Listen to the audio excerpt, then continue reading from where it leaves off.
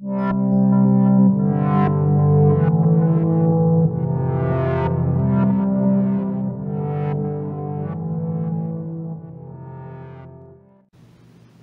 we want to talk about attention. Is your attention being hijacked? That's a good question. So let that marinate. Yeah, what is it? What is attention?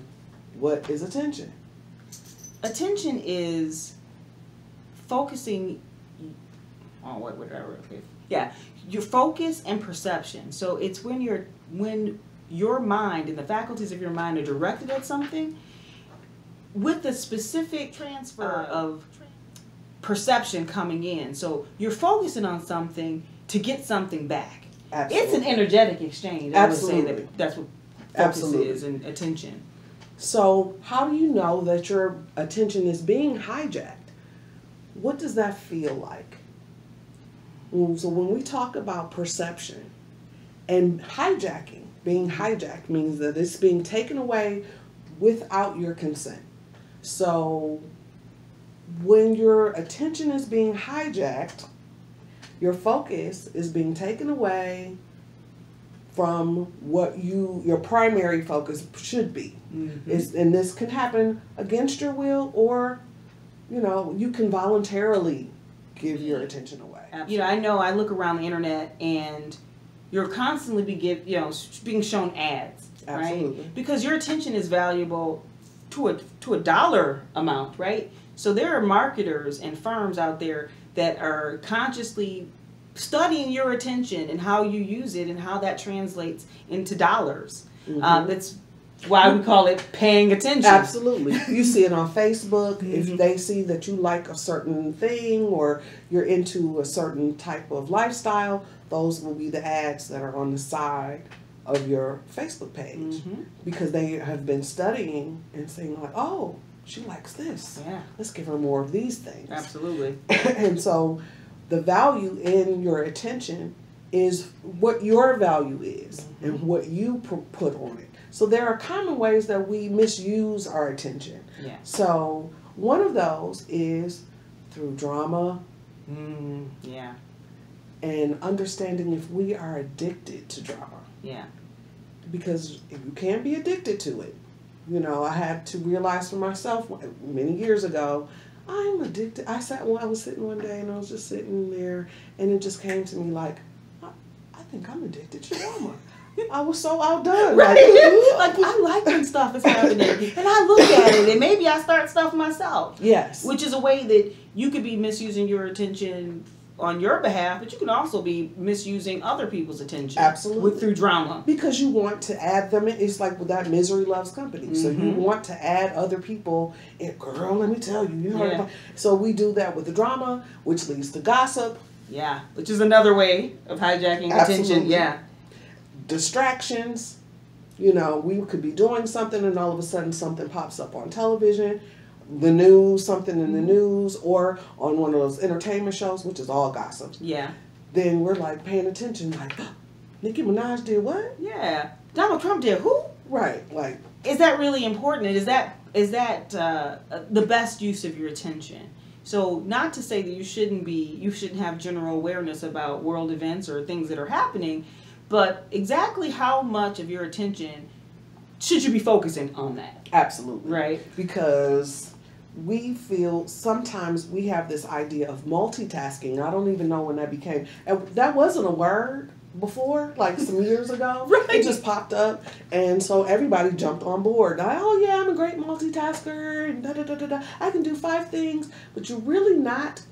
You're not multitasking. Because multitasking would mean you're doing many things at the same time. You're actually dividing your attention among several things. So you're giving a couple minutes to this thing, a couple of minutes to that thing, which means you're not fully engaged. You're only giving a small percentage of that.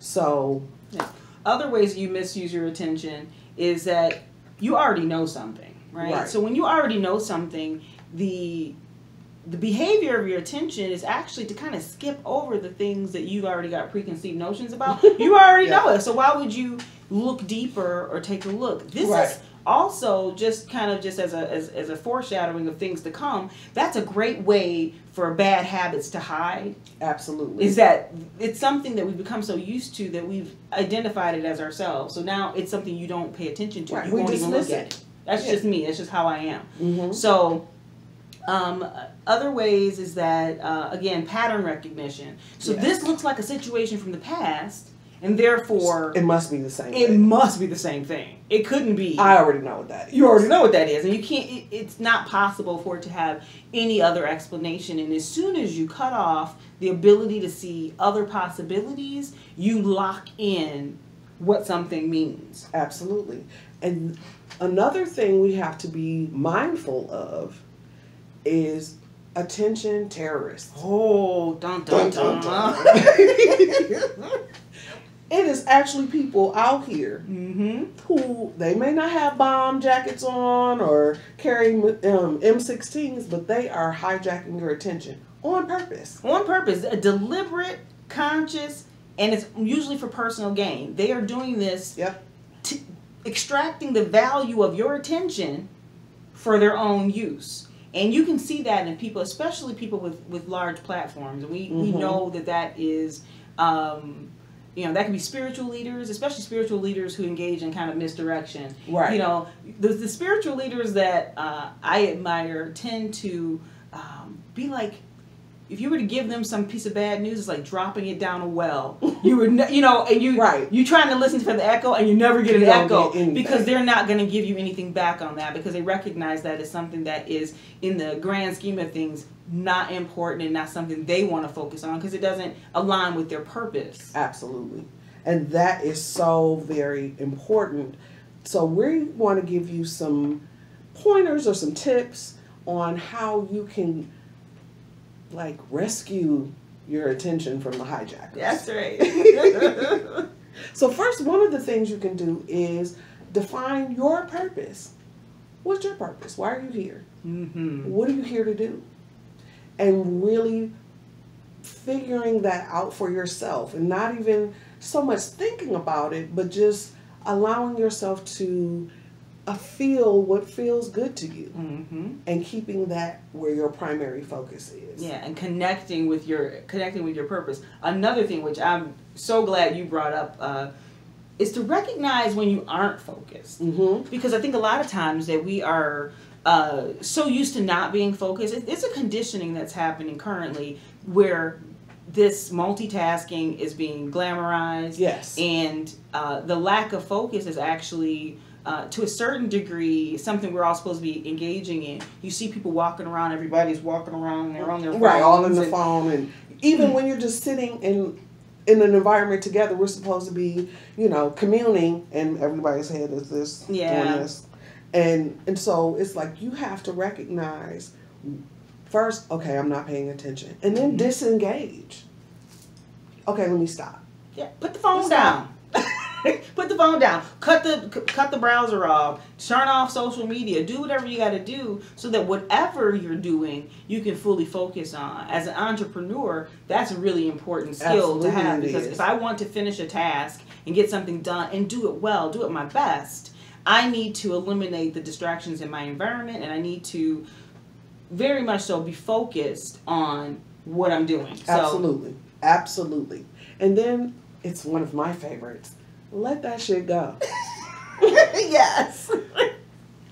Don't hold on to things that, 3 weeks ago this happened and you're still talking about it or you're still, feeling that feeling. That's a part of that attention that you're giving away. It's locked up now. Yep. It's like you can't reuse that attention. It's so funny how attention works. Yeah. If it's being used by something else, it's not available to do the work you want to do. Exactly.